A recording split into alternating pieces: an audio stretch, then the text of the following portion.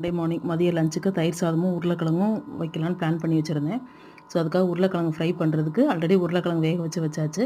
இப்போது அதுக்கு ஃப்ரை பண்ணுறதுக்கு அந்த பொடி மாதிரி ஒன்று ரெடி பண்ணோம். அதுக்கு கொஞ்சம் கடலைப்பருப்பு, கருவேப்பிலை, பெருஞ்சீரகம், ஜீரகம், மிளகு, தனியா இதெல்லாம் போட்டு கொஞ்சம் நல்லா ஃப்ரை பண்ணி நல்லா வதக்கிடுங்க. ரொம்ப டீப் ஃப்ரை வேண்டாம். ஓரளவு ஃப்ரை ஆனதும் இதை கொஞ்சம் ஓரமாக எடுத்து ஆற வச்சுருங்க. இதுக்கப்புறம் இதை நல்லா பொடி பண்ணிட்டிங்கன்னா இது மாதிரி வந்துடும்.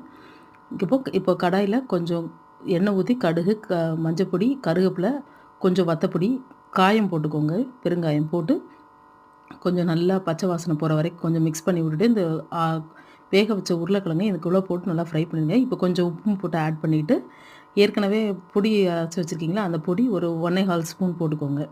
1 1/2 ஸ்பூன் போட்டு நல்லா ஃப்ரை பண்ணி கொஞ்சம் நல்லா இது சேர்ந்து வரணும் அந்த பொடியோட.